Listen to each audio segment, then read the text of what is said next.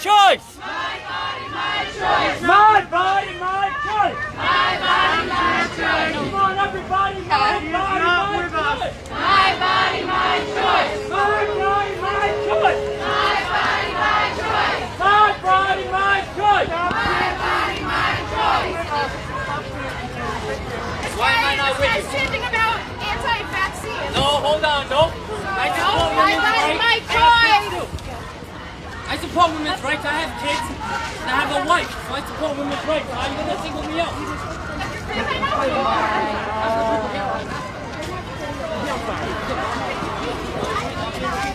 Chick with the crowd, and I have women. I have a mother and a wife and a daughter. I can't support women's rights. So why is they shutting me out like that? Yeah, but then my body, my choice. That's what it is.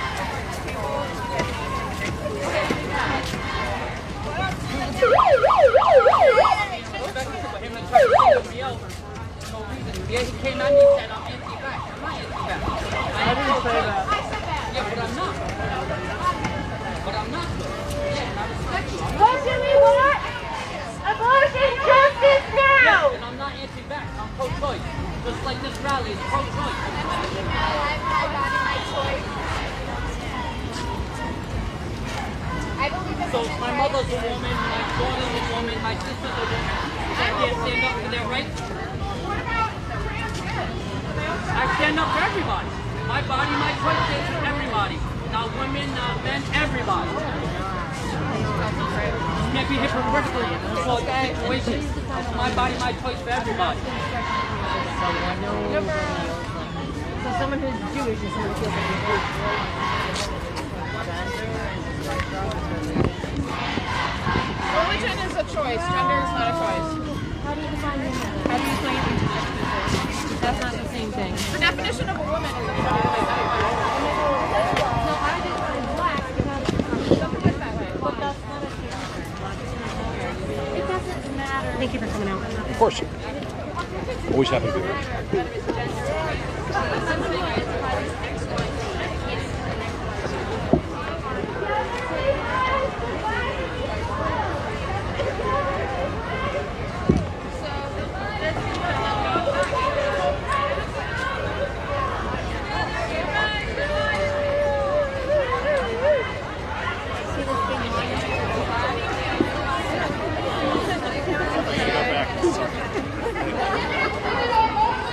Oh, excuse me, sorry.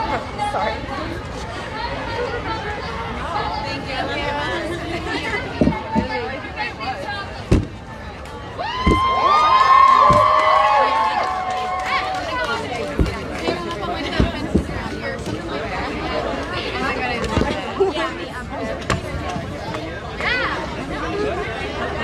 Indigenous women go missing at a higher rate than any other female demographic.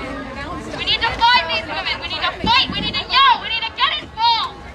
Especially women in reproductive rights. Indigenous women are more likely to die from regardless than everyone else. Someone handed her a megaphone.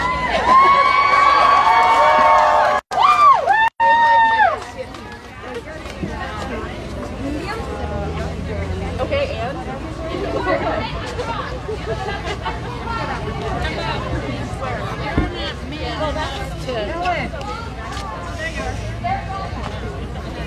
Speak up.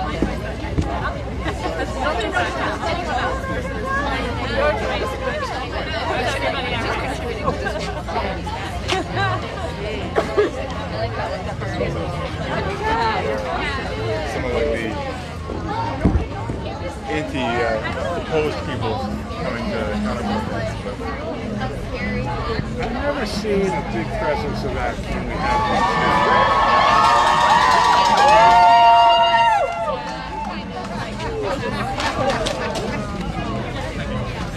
yeah, I mean,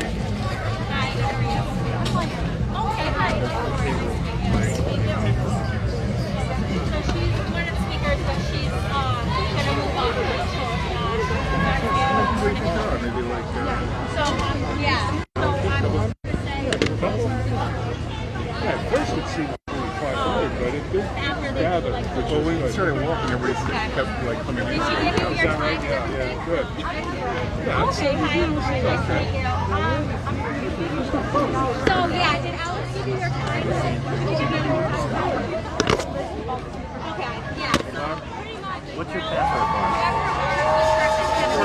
Yeah, I turned on, the news, and they were covering it all over the So country. just hang out in this area. All right, I'll be there. So they were all working from home. So rather than be up a week, he's been back with me. Oh, yeah. Okay. That's awesome. Put my mic on the podium. Yeah. Shut that.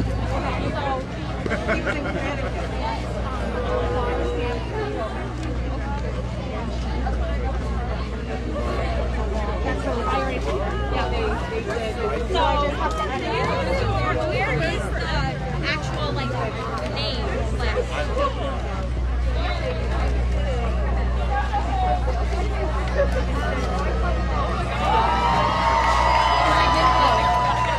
Where's the actual?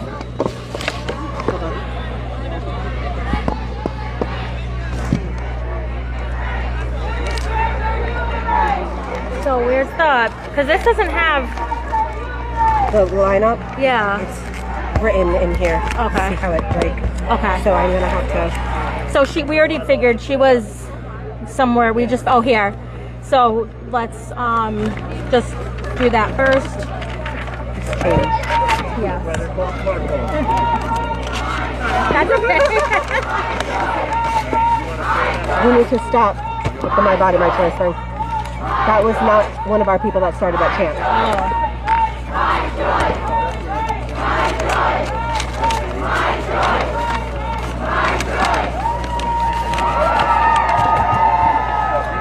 Alright, so this is hers. So let's. Hold on. Do you have an extra? We could even just rip it off and put it first and then mark that off. Yeah, absolutely. Yeah. Totally fine. Starting at 8:30, we did 120 vaccinations. Thank you. All right, so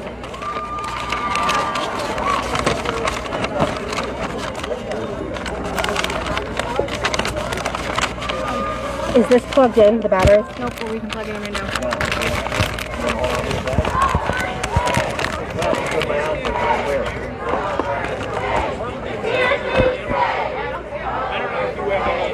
So after this main one, this is going to be number 1. So I have a Sharpie. To see if it's working. Oh, Mama, sorry. Yes, it's on. Are you okay? I'm so sorry. I don't even know. It freaked me out. I was like, what is that? Is it on? First, Okay. and it goes to this page just for 2 seconds. But then you can Start from the top. But Barbara's gonna go first now. yes. So Barbara's down here, right? Barbara's down here. She's here. She's here. Janie's here. Wendy's not here. Mariana's not here. So Okay. put an X next to. I already said it. Unfortunately, Mariana. Oh, okay. So First here. First, and then go up here to second. Okay, and then go And then down. follow all the way down. Skip that. Skip that one. And then go through here. Skip that. Because that's part of this Okay, one. got it. I shouldn't have done it there. I apologize. That's still the same thing. Yes. Okay. That from last page. Cool. Okay. And then that's really it. Okay. If it doesn't flow right and you want to go wow, the energy's great with whatever. I also have if you want to wipe. He put his microphone here. This guy, yeah, he gave me his card and he put his microphone there. So that's also going to be a project. I don't know. There you go. Is that going to stay though, you think? Yeah. Oh, I see. Okay. Because even if that's near that or whatever.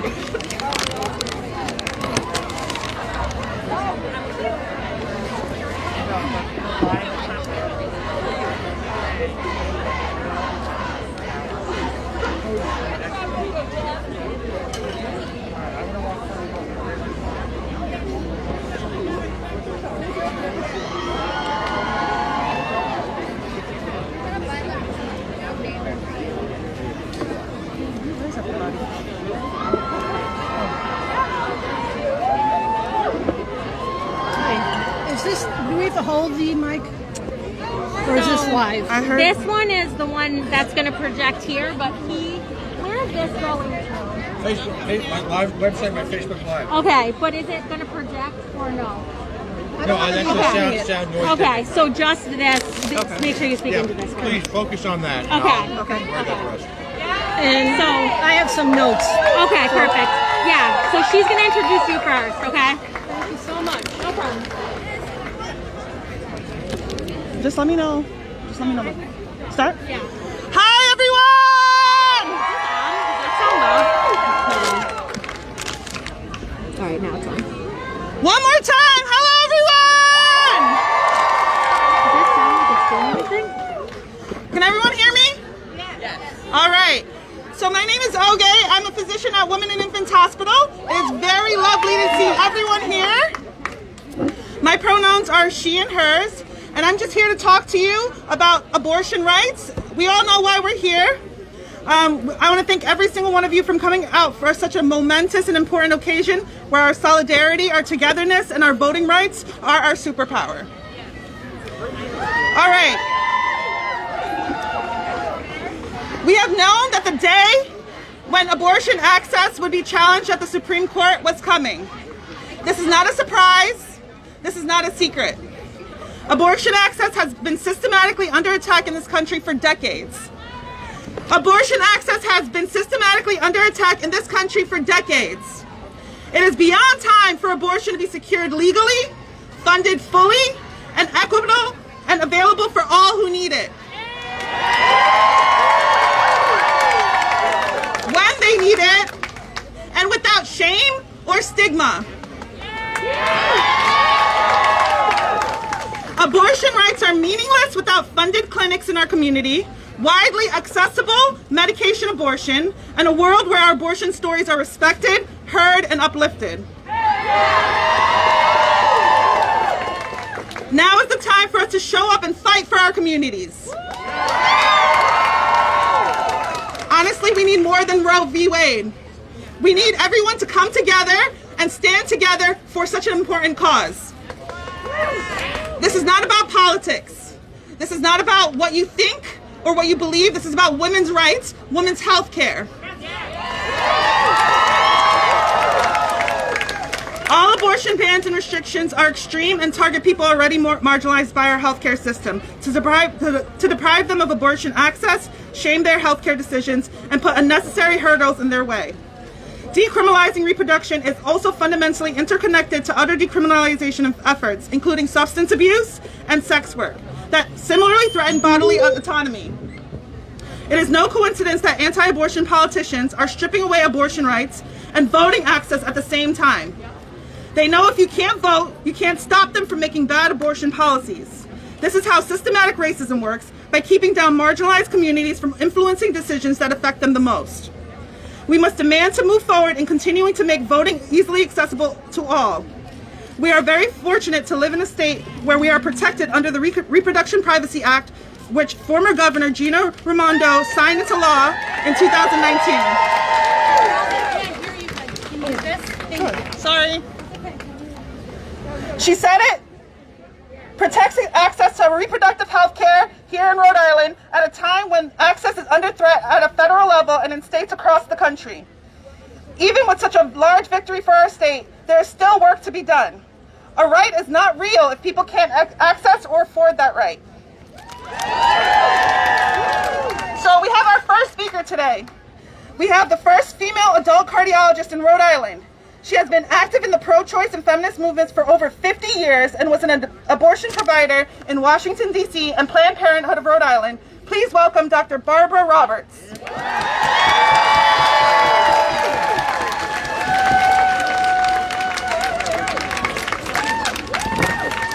Let me give you a different mic.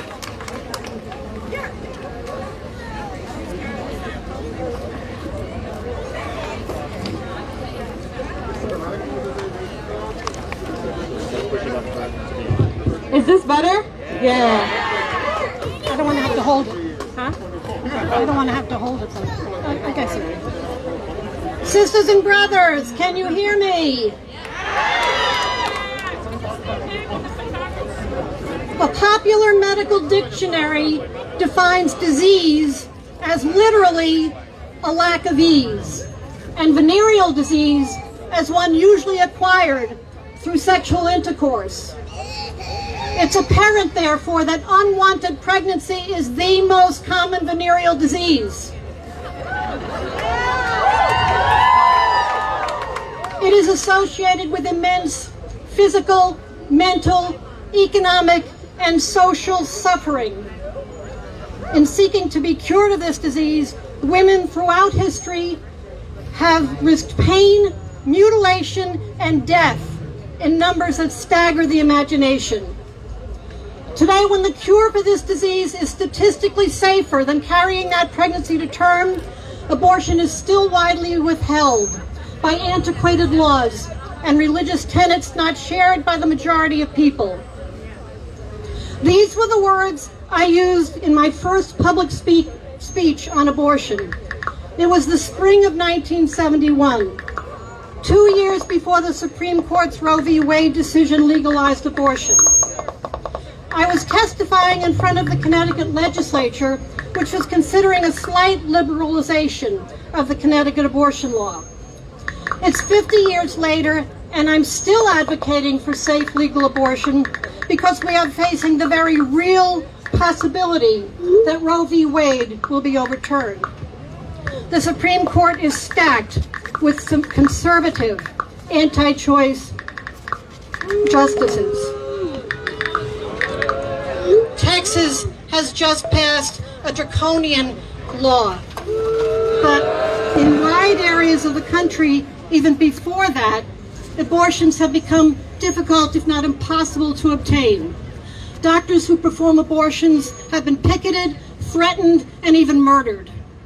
Women who seek abortion must often run a gauntlet of rabid fetus fetishists, screaming that they are killers who will burn in hell.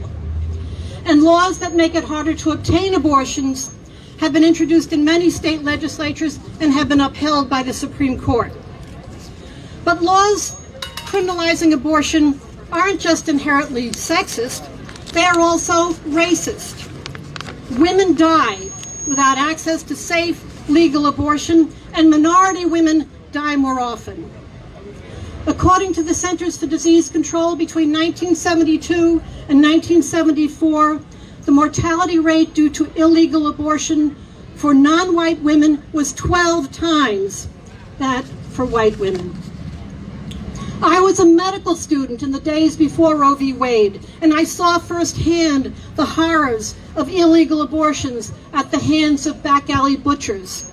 I saw women coming into hospital with perforated wounds, in septic shock, even partially disemboweled because they were denied safe legal abortions. These experiences radicalized me, and I helped found the Women's National Abortion Action Coalition, which organized the first national pro-choice demonstration in Washington, D.C. on November 21st, 1971.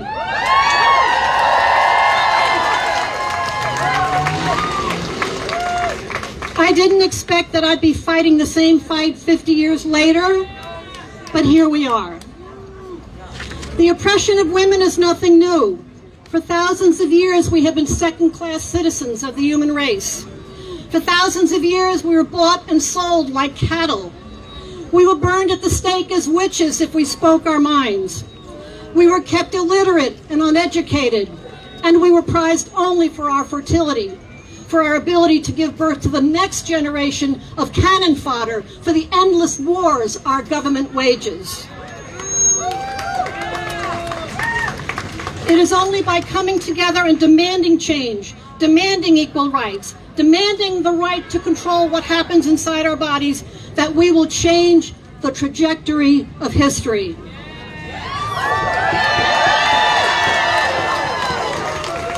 We must make our voices heard in state legislatures, in Congress, in the media, and in the streets.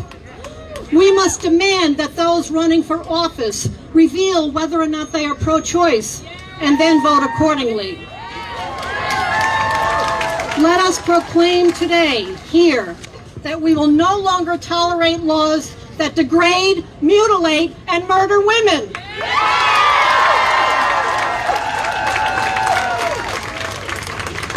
Let us fight to make our right to safe, legal abortion unassailable. I'll close with two of my favorite quotations. Marian Wright Edelman, the activist and founder of the Children's Defense Fund, said, "You just need to be a flea against injustice. Enough committed fleas, biting strategically, can make even the biggest dog uncomfortable and transform even the biggest nation." And the French author Camus said, "No army can withstand the force of an idea whose time has come. The time for women to control our own bodies has come, and no government, no church, and no army will stop us."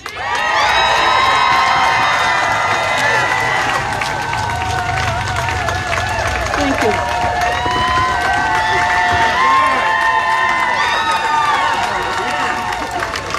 I'm sorry. Thank you so much. Appreciate you so much.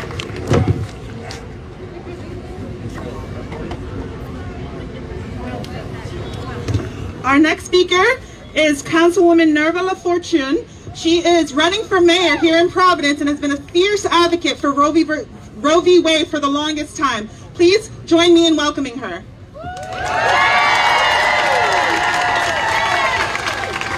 Thank you. It is amazing to see all of you here today, but it's actually sad that we have to march to demand protection for our body, our right, our body that other people, legislators, can make decisions on. SB 8 in Texas is one of the most oppressive piece of legislation. It is an attack on women. It is an attack on women. A woman's right to choose has nothing to do with religion, has nothing to do with ethnicity, has nothing to do with race. It has to do with women's health care.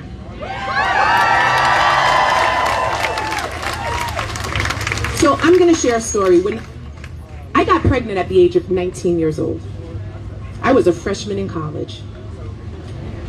I had to look at all my options.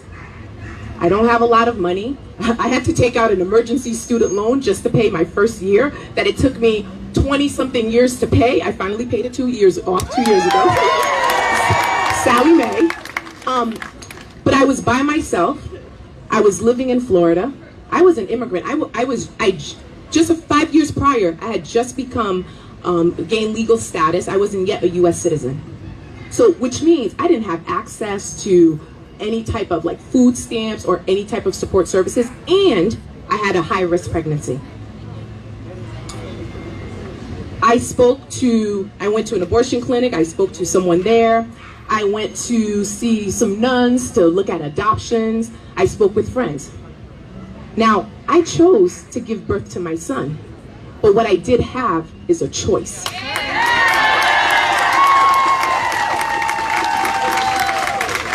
Making that choice is not easy. It's not. There are women who have been assaulted, like my sisters. There are women who have medical issues and they want to have their children. They find out that they can't. No government should make that choice for them. That should be a right that they have, that they may decide on their own. They talk to their family or religious leaders. But it's their choice. Their choice. So I am proud to stand here and to advocate that we protect Roe v. Wade throughout the nation, because women should have a choice on their body. Who are you to tell me what I'm supposed to do with my reproductive organs? It is no one's right. It is no one's business but mine. How dare Texas pass that piece of legislation? How dare they violate our constitutional rights? How dare they take our ability to choose this and make decisions about our own bodies? How dare them? How dare they? I want you all to repeat after me. My body, my right. My body, my right. My body, my rights. My body, my rights. And we are going to march. We're going to write letters. We're going to hold our leaders accountable so that we can protect women's right to choose.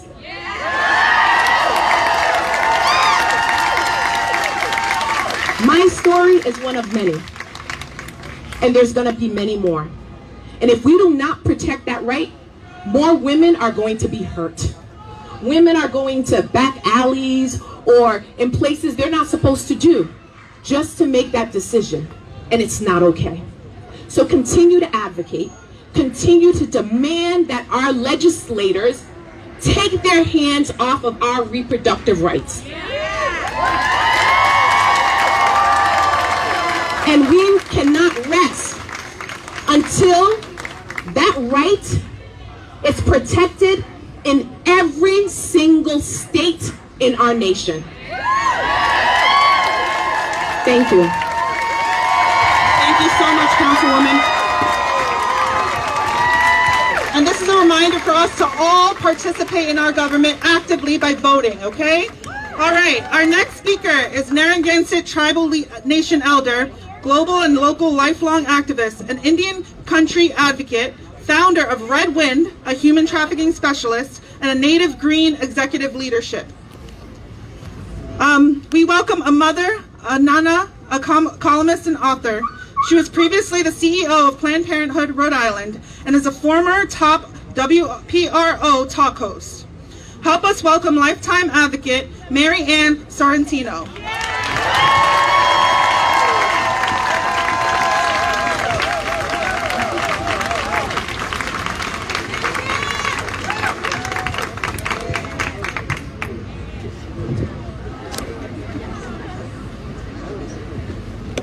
Has anyone seen Mary Ann?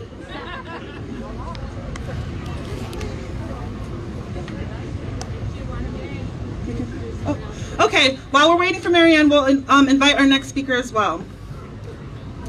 All right, everyone who came out from Barrington or Riverside, make some noise. All right. Well, we are happy to bring up a fellow anti-racist, feminist, member of both the House Health, Education, and Welfare Committee and the House Committee on Small Business, Barrington and Riverside. Here's your Rhode Island State Representative, Liana Kassar.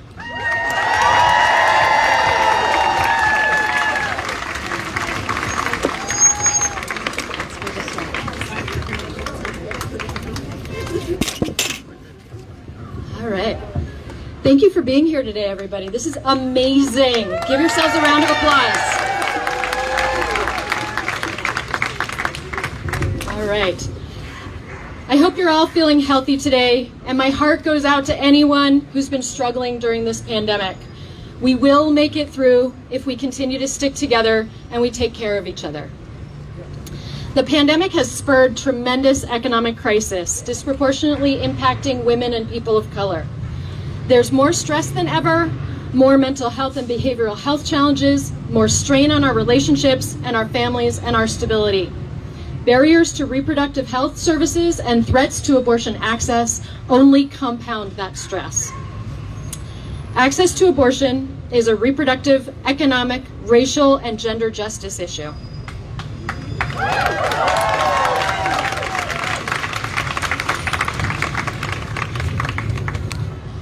We're here today because across the country there are threats to access to abortion and we can no longer stay silent. Most egregiously, Texas passed the restrictive and unconstitutional legislation, SB 8, as you've been hearing about, which has functionally halted abortion access for millions of Texans. Shame on Texas. People have mobilized across the country to respond to this difficult reality, but I'm here to talk to you today about what's happening in our own state. Rhode Islanders do have more access to abortion than Texans, but not all Rhode Islanders. In 2019, after years of dedication, hard work, and activism by many people, including many of you, I see so many of the signs that say, are we having to do this again? Yes, we're still having to do it again, but thank you for having been here with us all these years. So we passed the Rhode Island the Reproductive Privacy Act in the General Assembly, which codified Roe v. Wade into law. This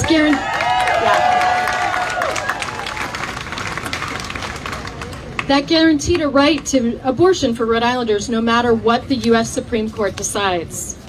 However, we all know that a key to accessing any health service is whether or not it's covered by your insurance plans. Without coverage through insurance, people must pay for any procedure out of pocket. Unfortunately, the Reproductive Privacy Act did not guarantee access for Rhode Islanders with Medicaid or who are on state health insurance plans. My colleague, Senator Bridget Valverde, and I have introduced the Equality and Abortion Coverage Act over the past 2 years to eliminate these bans.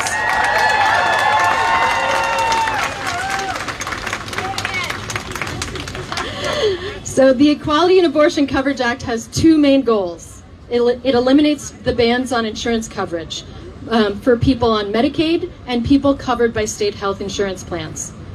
So Medicaid offers, Medicaid covers Rhode Island's most vulnerable populations, which includes a whopping 25% of Rhode Islanders, 77,000 people who are of childbearing age.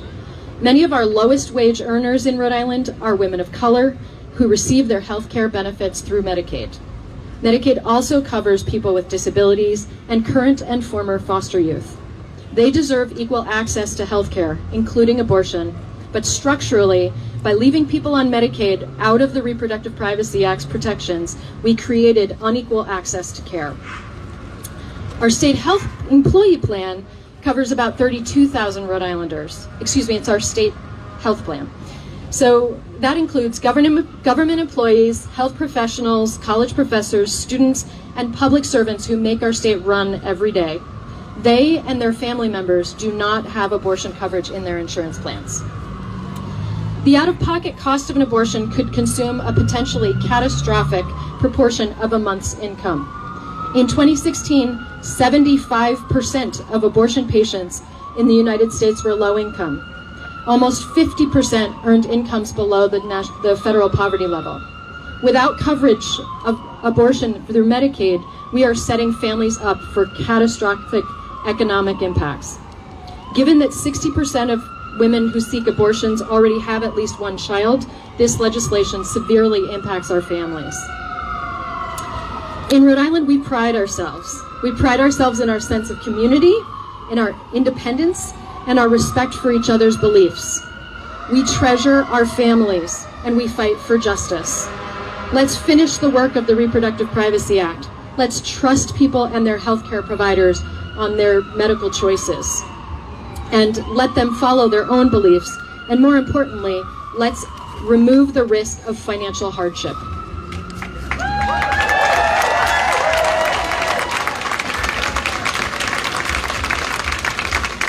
So now more than ever, it's important for Rhode Island to pass the Equality and Abortion Coverage Act, clearly.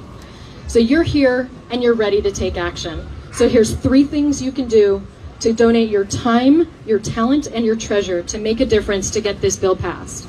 First, connect with any organization here so that you can stay informed.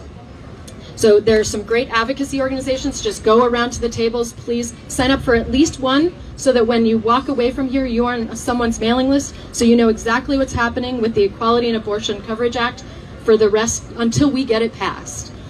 Second, donate to any organization that's doing the work.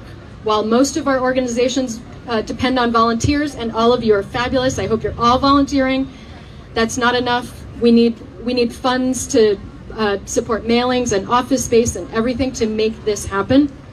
And third, contact your state senator and your state representative and find out how they're planning to vote on this bill. And if they are not planning to vote the way you'd like them to vote, let them know that you are watching and that behind you there's 20 more of you and you will be watching in the next election. Thank you so much for being here. Thank you for being champions for reproductive justice.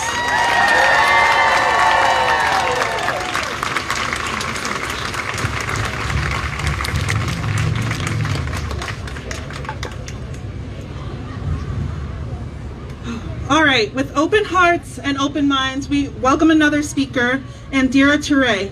an organizer with the Party for Socialism and Liberation.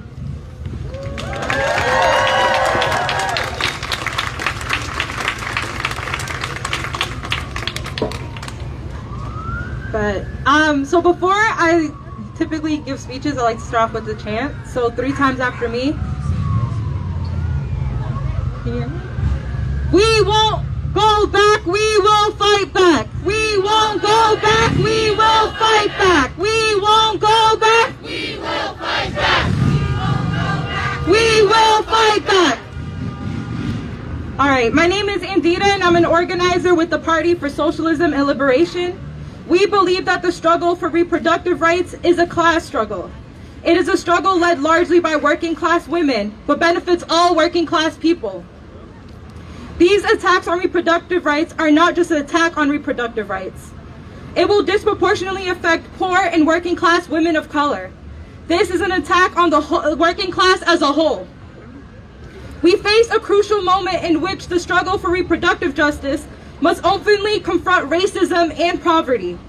Although the struggle for abortion and reproductive rights has often been presented and viewed as the issue for white women, manifestations of institutionalized racism and women's oppression expands the need for a reproductive justice movement that meets the needs and demands of working class Black women.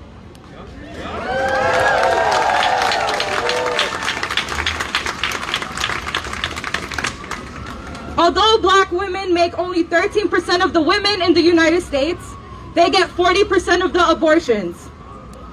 I was a teenage mother at 16, and I've also had an abortion. I've also struggled to find jobs that pay a living wage. I've struggled to find affordable daycare. I've struggled to find affordable and decent housing. I've struggled with so much things that should be guaranteed to every human being in our society. For most of my life, I didn't have a name for what I was struggling against.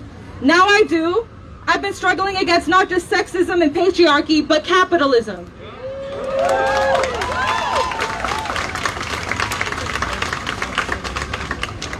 Capitalism enables and gives powers to sexism, so it can divide the working class and keep women in the LGBTQ+ community beat down and easy exploitable.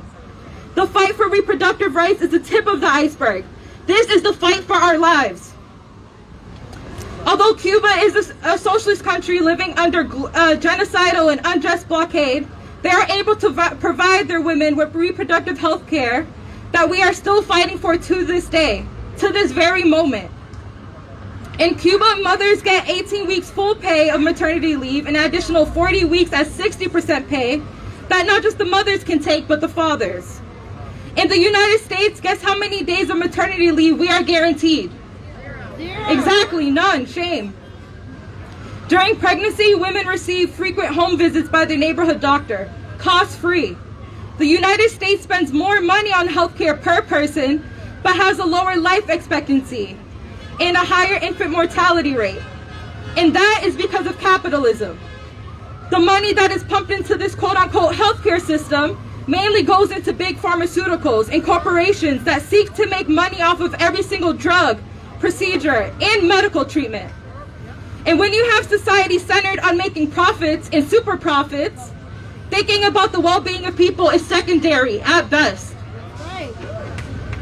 So what kind of society do we want to live in? A society where people are put above profits, or a society where everything we do is determined by the ability to make money? This is not just about reproductive rights, but it has brought us all here together today. The SB 8 bill has called for vigilantes to seek out, even hunt down people who are providing or receiving abortion services. The bill incentivizes sexist and patriarchal behavior by offering $10,000 bounty to these snitches. In effect, criminalizing millions who seek to control their own body and their lives. This bill encourages and empowers misogynists. Already, we have been seeing people trying to get their $10,000 bounty for snitching on people who want to have abortions. And as we know, reproductive rights and organizations have been under attack for decades. This fight is nothing new.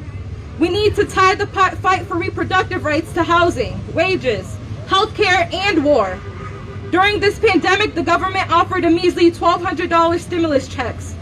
but is going to allow bounty hunting for abortions to the tune of $10,000? People are worse off economically now than any time in the United States history. We should be offering $10,000 to anyone who decides to raise children in this crazy, unjust, racist-ass society.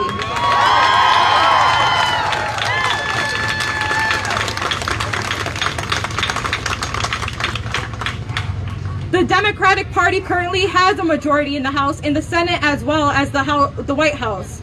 Yet all we are given are excuses after excuses about how they can't help us, how they won't fight, but they want us to vote for them every few years. And we need to vote with our feet and march, speak out, sit in and do whatever it takes to defend our class and the right to free legal abortion on demand, with no apologies.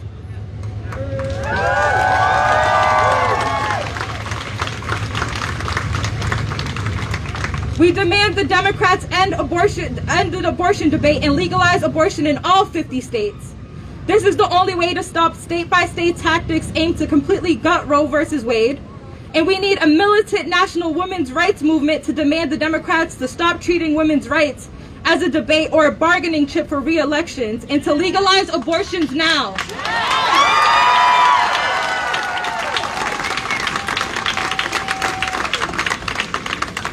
We demand to legalize abortions today, safe, accessible, and affordable reproductive care from birth control to abortion on demand. Healthcare is a human right, full health care for all.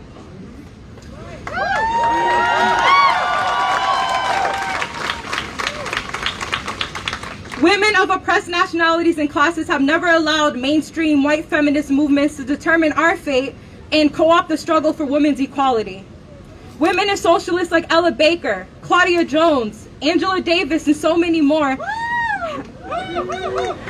have rejected the narrow feminism and instead engaged and struggled around a variety of issues that largely affected them and the material conditions of working class women, rather than struggle within the confines of reproductive rights movements limited by racist and anti-worker views. Black and indigenous women spoke out, wrote their own demands, mobilized in many communities, and fought for reproductive justice.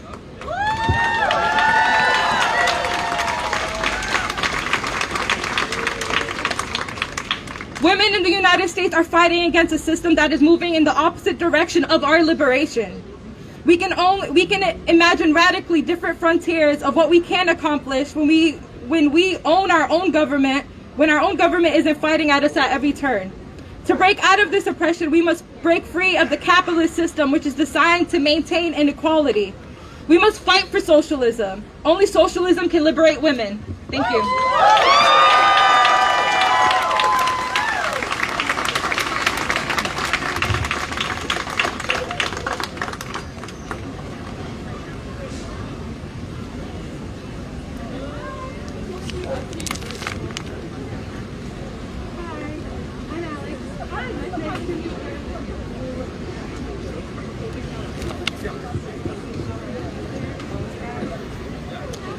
So our next speaker is the Narragansett Tribal Nation Elder, global and local lifelong activist, an Indian country advocate, founder of Red Wind, a human trafficking specialist, and Native Green executive leadership.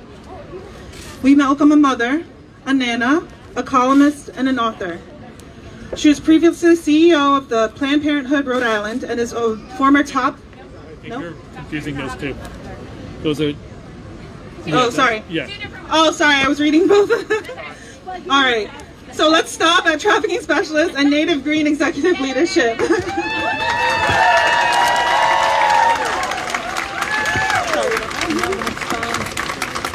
I would love to accept all of those positions. I'm only one person. Hello, everyone. In our traditional Narragansett tribal languages, Asko Wikwasin. Can I hear that? Yes, you are on the lands of my ancestors. Your homes are built over the lands of my ancestors. The Providence Place Mall parking lot is built over my ancient burial ground. This is the land of my people. I welcome all of you and this is your home today. But while you're here on the lands of my ancestors, please acknowledge them, learn about them, teach your neighbors about them. Do not learn from the victors' stories. They are the victors' stories. You are all educated, intelligent, strong people. We are in traffic galore because there's so many powerful people trying to make their way here. They're trying to make their way here or somewhere else to be a part of something great. Today is about abortion. And in the tribal community, men never, ever got involved historically in that decision making. There was never a moment where a man, it will always go to the elders. The woman will play a role in the decision making, and ultimately it would be the decision of that woman, that person. One thing I hear a lot about is we need to do this and we need to do that. We need to get off the defense line and put them on it.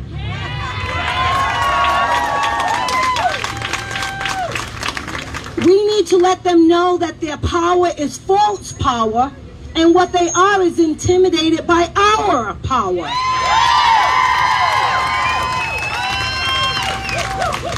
They need to know that it's been 60 years too long fighting. It's just a distraction. Because there's bigger things, and I don't mean there's something bigger than us, but there are bigger things that are going on that they want to distract us from.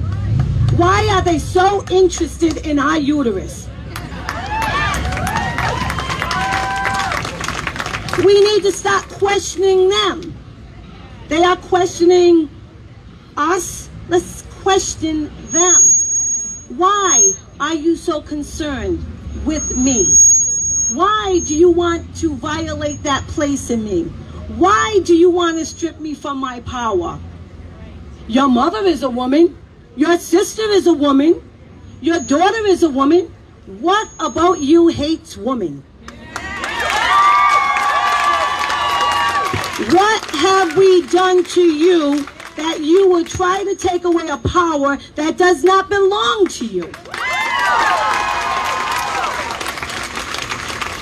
I stand united with you.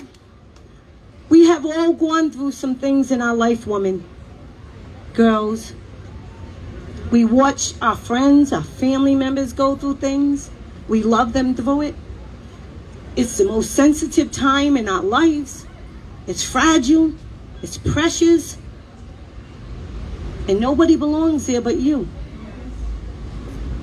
You made good with your Creator. You made good with yourself. No one has the right to come in and put up a for rent sign. No, this is not happening. It's not happening today. It's not happening tomorrow. We're going to get loud. We're going to get even stronger. We are not backing down. We're going to show them where the true strength is, and we're going to have good men following us. Good men standing beside us. Good young men that we as women support. We're not trying to take away your position. We're not trying to take away your power. We just want to stand beside you and respect each other.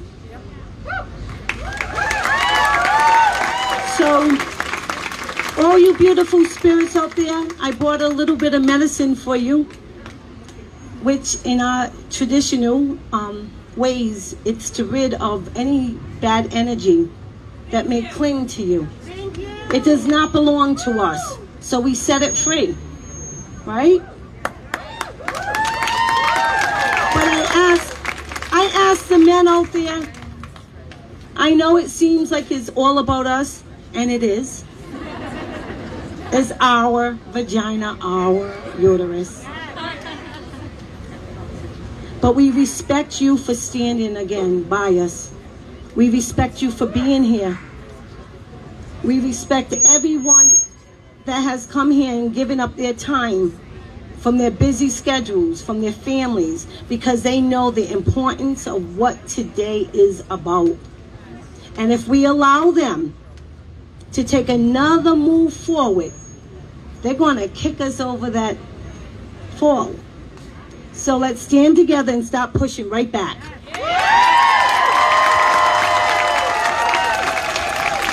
Tabatni, Tabatni, Tabatni, Aho.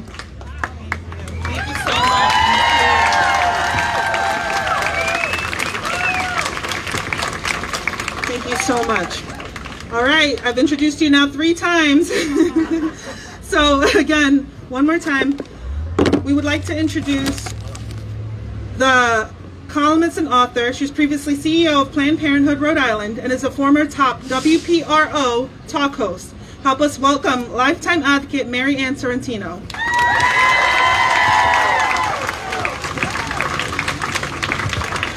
I'm sorry, but the traffic was slick. Forget about it. And it's hot. And I'm short.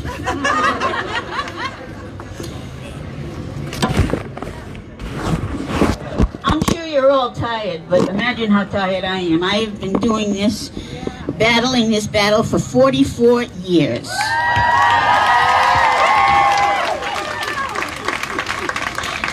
I know I don't look it, but it's true. My first encounter with the whole abortion discussion came in 1963.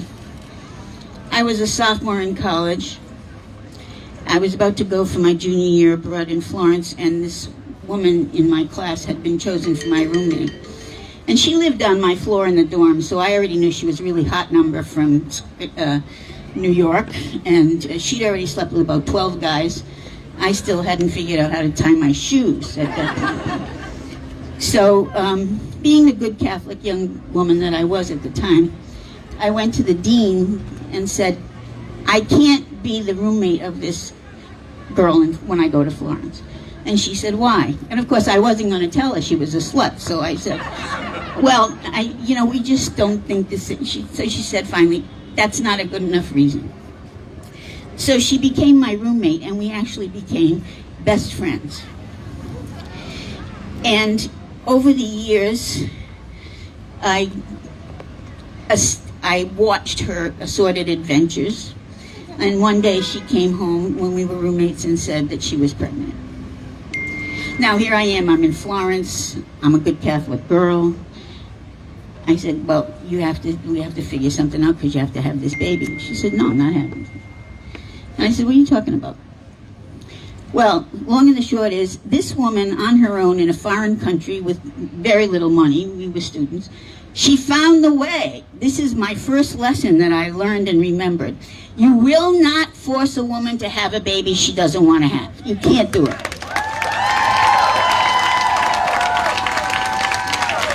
So she's either going to use us, in those days, a coat hanger or whatever, and hemorrhage on the kitchen floor and die, but she's not going to go forward if she can possibly avoid it. But she found somehow where they had a clinic and whatever, and it wasn't legal in Italy either. And she went away, and I was left alone in the room in the house where we were renting this room that the college had arranged.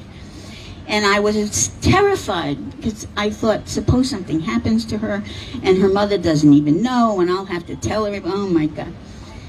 And then over time, I realized the other second greatest lesson of my career.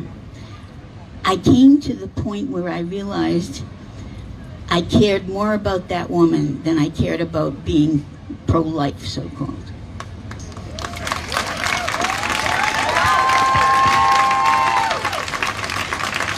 So that was a huge lesson. She survived, and as I said, she's no longer with us, but we became very close friends.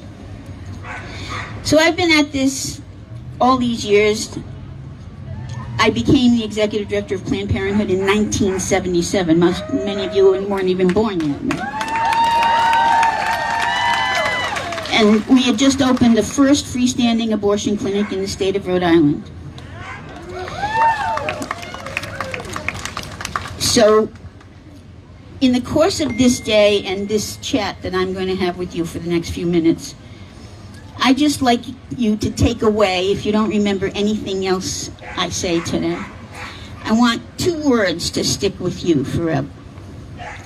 Never again.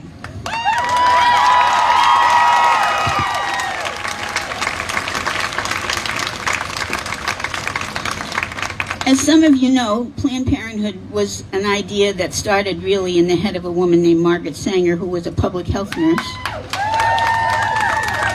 And from an Irish Catholic family, I like to add, because we all get enlightened eventually. And Margaret Sanger said, "No woman can ever truly be free until she can control her own fertility." Have that tattooed on wherever you have your tattoos.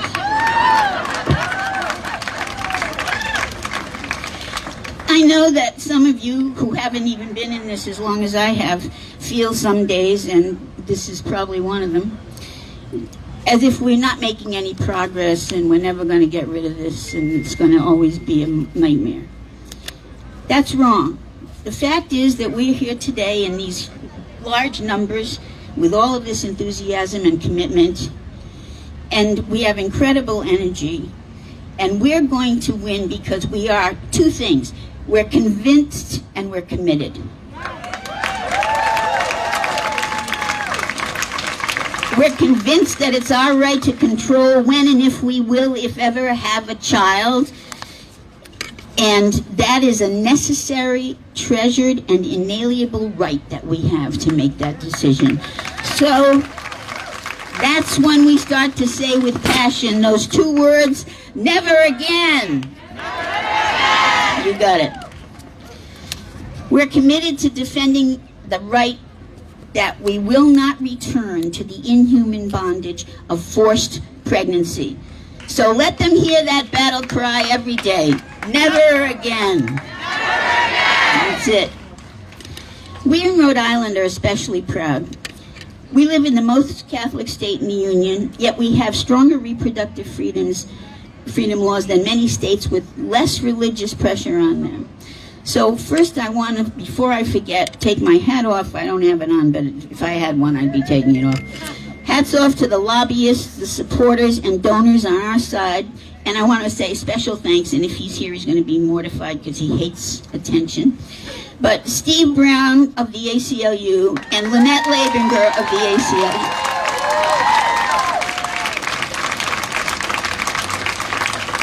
Without the ACLU in Rhode Island especially, we would have long since been down the river. They save us every time. I want to thank the physicians and the clinic staff and all the people who make this medically possible.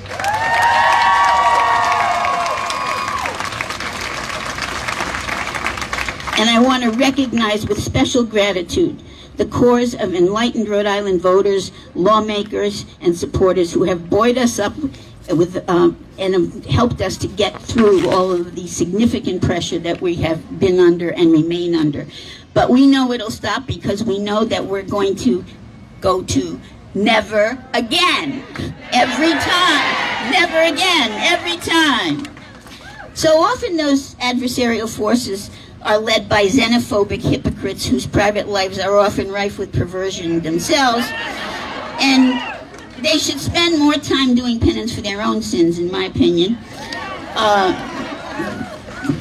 But to all who have and still support us in this centuries-old battle, we pledge to hold our ground, and we vow to continue going forward.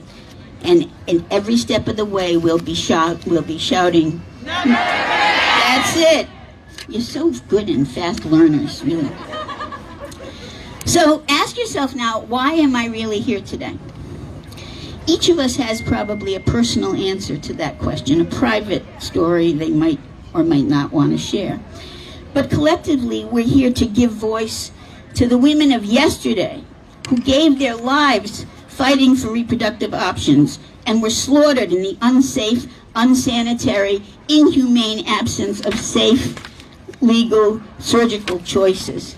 To those women and the men who supported them, and to our mothers and daughters, our granddaughters, our sisters, our wives, our lovers, and others, we promise with conviction that those days are over, and we make a pledge of that's it. I thank the organizers and each one of you participating today in this impressive display of commitment and power. I've been in this battle for more than half of my life. I'm proud to represent our cause. Please promise me today that when I'm no longer here, those of you half my age and younger will continue the fight whenever it is necessary, because they will continue to test your strength and determination forever. And when that happens, you must always respond with a passionate, sincere, and determined, I love you all. Thank you.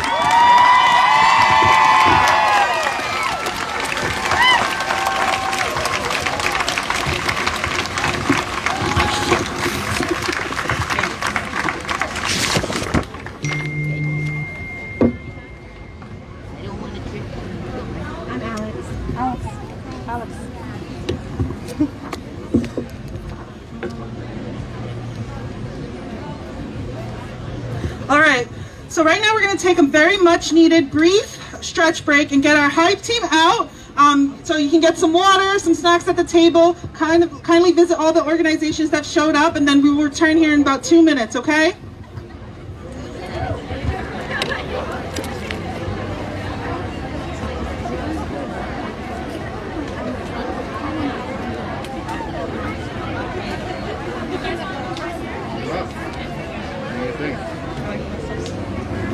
Great. There's only one time, right? Yeah, I got it. Because like, I think we were thinking like, Okay. That's what I'm saying. Gather around Ogie for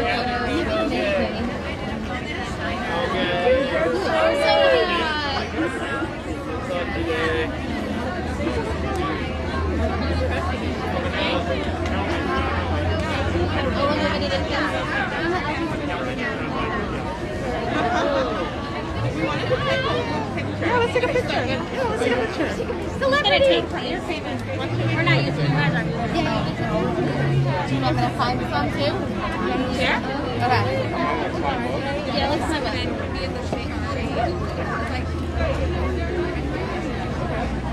you want to be flipping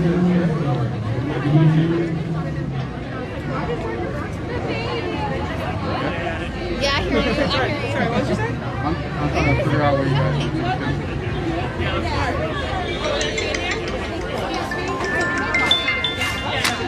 I'm in the moment right now. I'm so sorry. Otherwise, afterwards.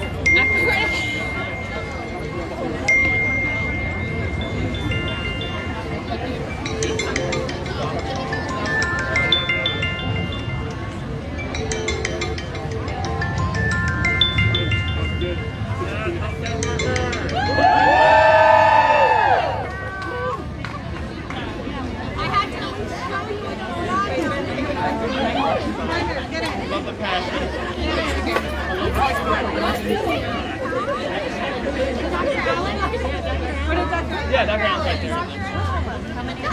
There's just three.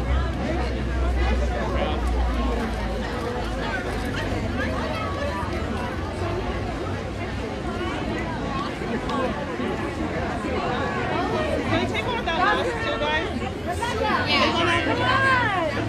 Take one without mask. You post the other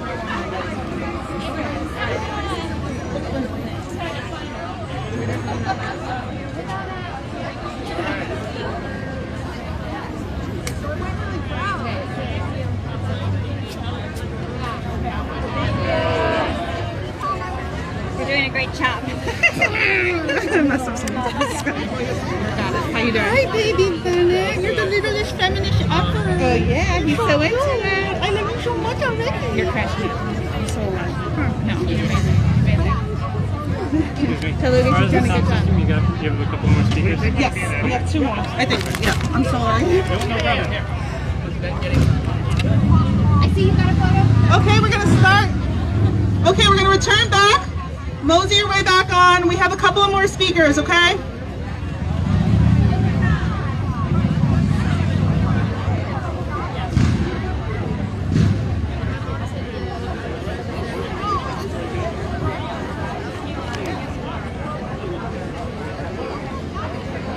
When I say abortion care, you say health care. Abortion care. Abortion care. Abortion care. Abortion care. All right. Can I get a woo? All right, so now let's bring up the manager of operations of a tri-state middle school career exploration program. She's co-founder of Parents Leading for Educational Equity, which is a parent-led grassroots organization with the mission to fight for the voice of parents in education decision-making. Founder and board president of Stop the Wait, RI. She's an educator, community organizer, and political candidate. Janie Segui Rodriguez, welcome. Woo! Thank you. Just want to clarify, I am not a political candidate. And don't plan to be. My name is Janie Segui Rodriguez. I'm Afro-Latinx, a mom of 2 daughters, a parent advocate, a member of the board of directors of the Women Project, a statewide organization harnessing the power of art, advocacy, and community organizing.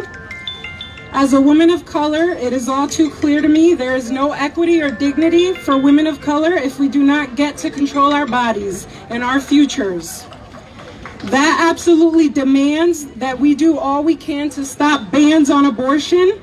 We most recently have seen in Texas and policies like the one here in Rhode Island that take away health care coverage for abortion for low-income people who use Medicaid to get their health care.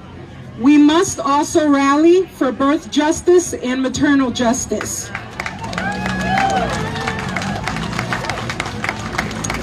We cannot and I will not leave immigrant women behind. It was just 1 year ago that the news broke that the immigrant women being held in a Georgia ICE detention center were being forced to have hysterectomies. Countless reports have been shared of sexual assault, lack of adequate food and health care, and violent mistreatment in detention facilities throughout the country. This latest atrocity is not the exception. These are intentional acts of violence carried out right here in this country. Families torn apart, held in inhumane conditions, caged as a result of an immigration system that does not acknowledge humanity and puts profits above all else. Indigenous and enslaved Black women were assaulted, murdered, and denied any rights to their children. What wouldn't you do for your children? But we don't have to go hundreds of years back to see the country's pattern of violence against Black, Indigenous, Latinx, and other people of color. Puerto Rican women were experimented on by eugenicists to develop contraception in the 1950s. 3 of them died during the secretive test phase. No autopsies were ever performed. No one ever investigated. During this time, approximately 1/3 of Puerto Rican women were sterilized, many without their consent, under policies that pressured women to undergo hysterectomies after their second child's birth. Mexican and Mexican-American mothers given birth at a Los Angeles County hospital in the 1970s were manipulated during childbirth to sign consent forms for sterilization with the goal of reducing childbirth among low-income women of Mexican descent.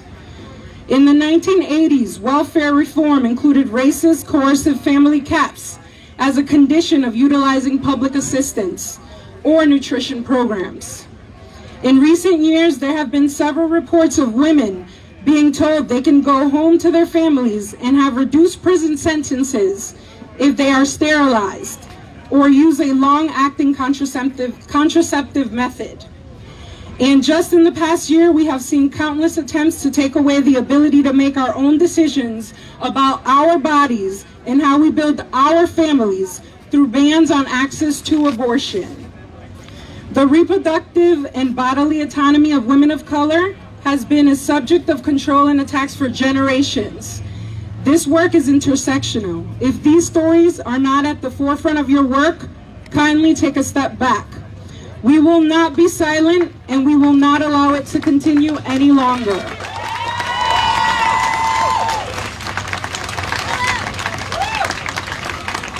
Our education system doesn't even mandate thorough sex education in schools, right here in Rhode Island. We all need and deserve access to affordable contraception and the resources we need to have healthy pregnancies. We need to be able to build our families on our own terms without the intrusion of politicians and their coercive policies.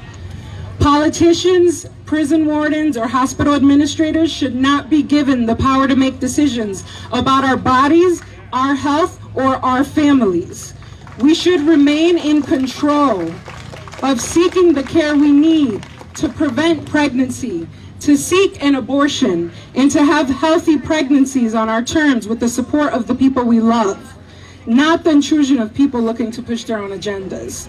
For the record, there is no way to detain people in cages and have any care, dignity, or basic human rights. No way. Close the camps and every detention center across this country. So I'll say it again, close the camps and every detention center across the country. We need to completely rebuild our immigration system with the input and leadership of our communities. We must get rid of any attempt to control or limit how we build our families, the kinds of health care we can get, and let me be clear that anyone who wants an abortion can get one without judgment or barriers. We must demand more. We cannot wait any longer. We will not wait for another horrific story of abuse and degradation or another ban on our bodies. We demand change at every level and every system to protect and ensure our health, our rights, and our dignity. Enough. Protect safe, legal abortion. Thank you.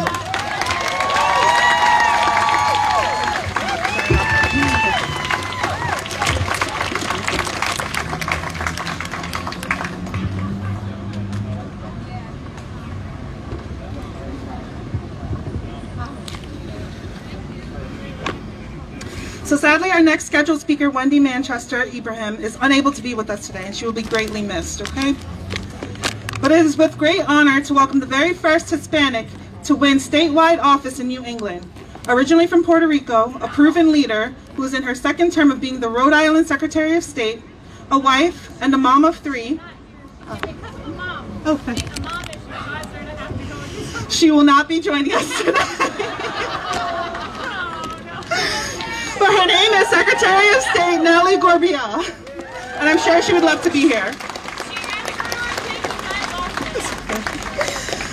All right, our next speaker. Well, let's welcome a first-generation American and a proud daughter of Colombian immigrant, born and raised in Rhode Island, where she acts as a Rhode Island State Program Coordinator for the Hispanic Federation, where she develops programs to uplift and empower the Latinx community. Additionally, she is the founder and executive director of Caney Walk, an organization that seeks to empower youth with disabilities and provide opportunities for leadership development. Let's welcome Stephanie Olarte.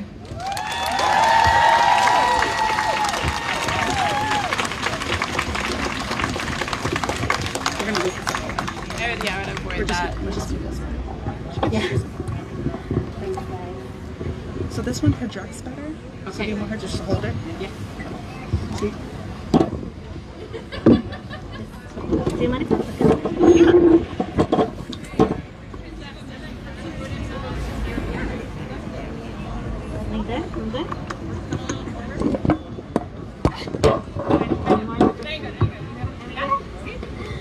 Okay. Buenos días. Feliz mes de Hispanidad. Mi nombre es Stephanie Olarte, para aquellos que no me conocen, soy una latina, discapacitada, activista en el Estado, una defensora de ver a las mujeres, particularmente las mujeres de color, postularse para un cargo político. Me vi trabajando con la comunidad, haciendo trabajo de activismo, porque rara vez me veía en las organizaciones que trabajaban por la justicia.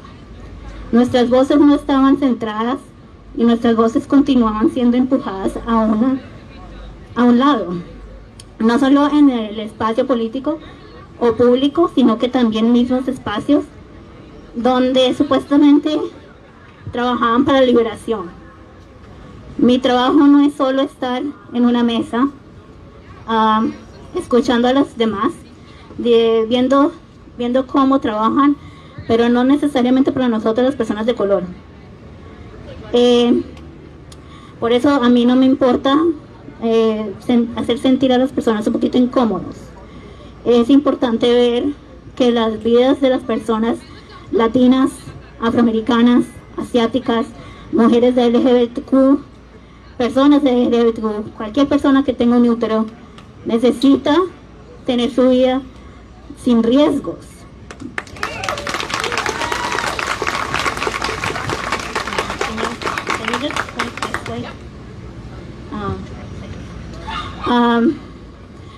Y en este momento tenemos políticos que no les importan nuestras vidas. En este momento los políticos dicen, voy a ayudarlos, voy a estar con ustedes, voy a asegurarme que les vaya bien, y eso no está pasando. Y para eso, en este mes de Hispanidad, necesitamos los latinos, las latinas, las personas que tienen útero, que nos importa la vida de todos, estar en la mitad, estar ahí para nuestra gente. Este riesgo político legalmente no solamente está pasando en Estados Unidos, sino que también está pasando aquí en Rhode Island. Grandes organizaciones como the Women's Project, un orgullo que sea miembro de esta organización, ha sido un grupo estatal que lidera los esfuerzos de educación, arte, activismo para cambiar la conversación y cambiar cada maldito sistema que daña y deja a las personas atrás. Una y otra vez hemos visto políticos creados para interferir y limitar la autonomía corporal de las mujeres de color, ya sea que estamos hablando de la reforma de asistencia social o los límites familiares, los límites de acceso a planificación de familia o forzado de anticonceptivos a largo plazo de mujeres que están encarceladas. La guerra contra las drogas y la criminalización de las mujeres embarazadas que usan drogas o el ataque dirigido a la cobertura de salud, para hacerlos inasequibles y probaciones que seguimos viendo impulsadas en los estados como Texas y Florida.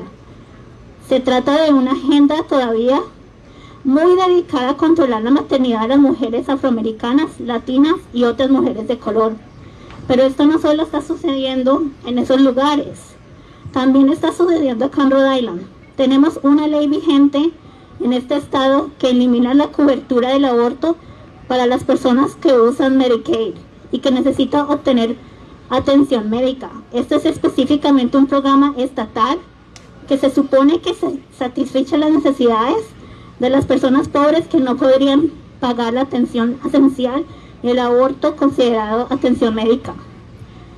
Estoy tan indignada de que tengamos política y vigor en que las mujeres de bajo ingreso se vean obligadas a elegir entre recursos escasos para sus familias o tener que pagarse un aborto.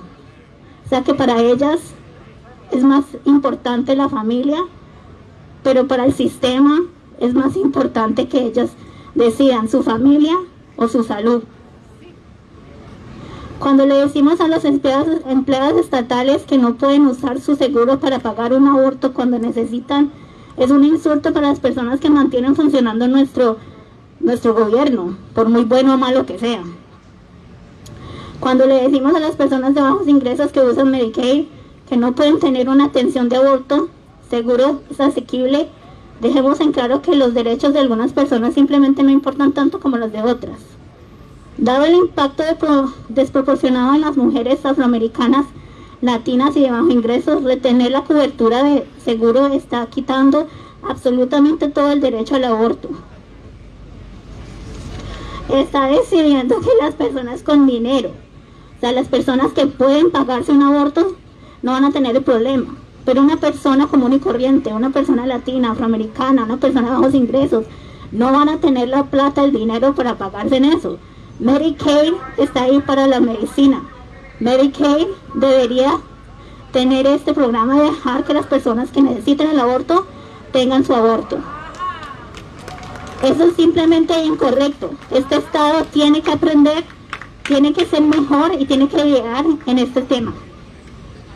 A medida de que tenemos una larga historia de racismo en este país y en Rhode Island, porque hay una cosa que mucha gente en este estado quiere cerrar los ojos, pero este estado igual de racista que cualquier otro, que mismos del sur.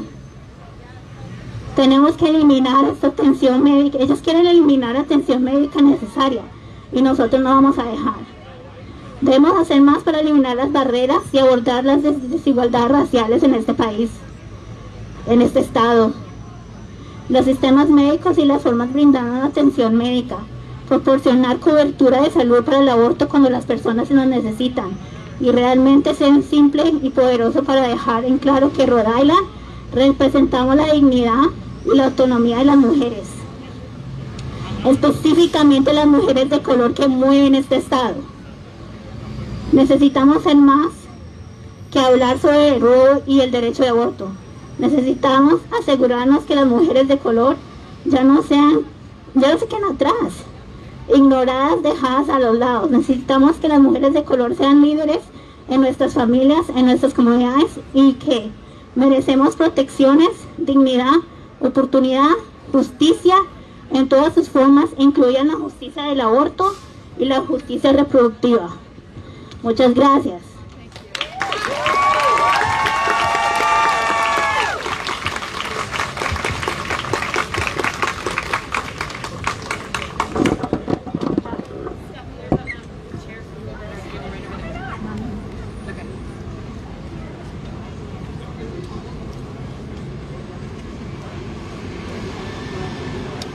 All right.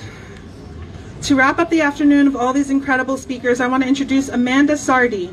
Amanda's a survivor, and today is her very first march. Welcome. Hi, beautiful people. Thank you for having me. I'm honored to be here with all of you, and I'm here to tell a story. So I always detested funerals. Bidding farewell to an individual is not a straightforward motion. Watching the rest of the world stir seems even more agonizing than the loss itself, as though placing a rose on a casket from a funeral home is a cure-all for heartbreak. Reflecting my childhood bears similarities to a funeral. Self-assurance from the vexed demon in my consciousness is that rose on a casket, a thorned beauty that could be perceived as a cure-all for heartbreak, and an imp that would stroll with me for years. This is my prominence. My youth and purity were deceased, and I was forced to run from the truth of reality. That was the day he put me on his lap. The cross breeze of wind carried the aroma of summer as it played with the white curtains. He told me to come, and naturally, I listened as he was a trusted family member.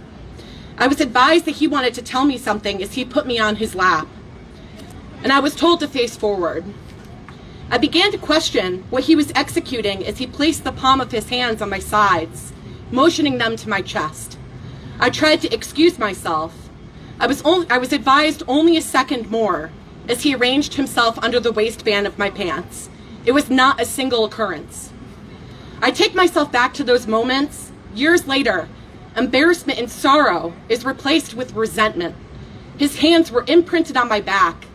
These abrasions and injuries that never show on a body, but are more profound than anything that could bleed. And for years, he was my wound. Bear with me here, sorry. So many of you. Thank you.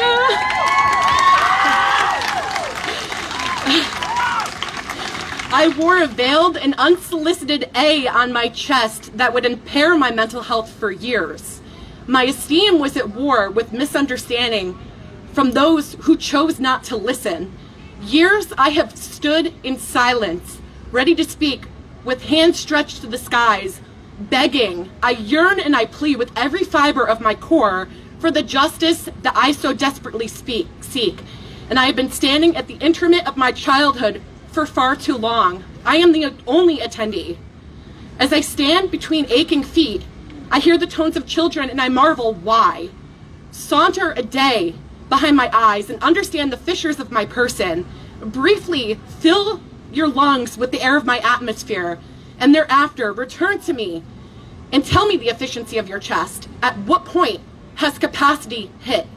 Brothers and sisters, I can no longer hold the air in my lungs. My capacity is hit, and I am considered the lucky one. I am here for our youth. I question how I may have reacted as a child, knowing today that incest and rape are casual interaction to those in power. I ask the crowd to take a moment to digress. At the average reproductive age of 12, would you ask for help? Would you know at 6 weeks, based on your sex education, that you are pregnant? What if you lived in Texas? Could someone put a bounty on a 12-year-old that was raped by a family member and attempted to abort after 6 weeks? What if the bounty was on you? What if it was on your child? What if you were 13? Would that year make a difference? 14? Even 15? Texas, the birthplace of Roe v. Wade. This is where the relic will die without a fight. The new heartbeat law is an irrational prohibition at the abortion procedure after 6 weeks of pregnancy. We cannot allow other states to follow suit with one of the most restrictive laws in the nation. Politicians, this is an open invitation for children to be raped and suffer. Where is your humanity? You are not pro-life, you are pro-birth.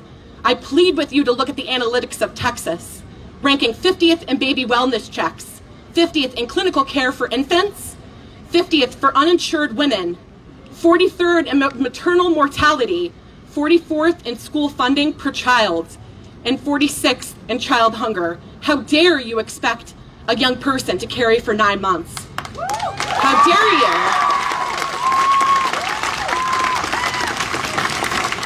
What if this was your child?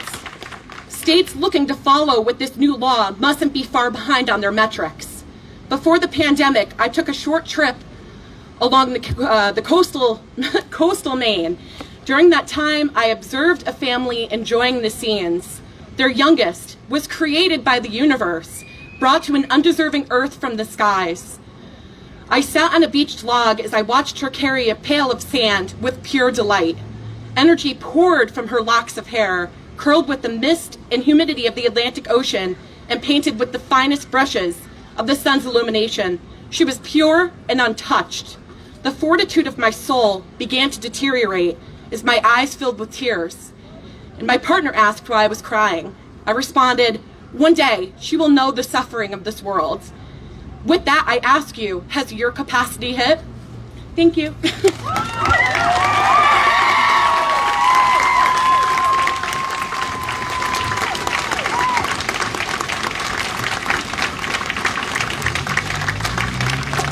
Okay, let's hear it today for all of today's speakers. We are so grateful for everyone coming out and donating their time, their knowledge, and their solidarity. Today we joined over 600 other marches all across the nation, including rallies, to make a very clear message.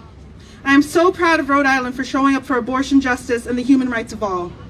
The future of abortion must be accessible, affordable, and supported with love and compassion. People should be able to get reproductive health care that meets their needs throughout their lives and is provided in a way that people trust. Our vision for abortion justice is respect for our decisions, love for ourselves, affordability for all, and compassion for our families. A special thank you to Planned Parenthood of Rhode Island, Rhode Island Coalition for Reproductive Freedom, and the Women Project, for all of their help and mentorship as Rhode Island for Equality found their way through organizing their very first event. Please take time to visit with them and with all of the amazing volunteers at the tables that can continue to further your education on how we can move forward right here in Rhode Island. Register to vote, apply to be a poll worker, and meet some new friends. Thank you again.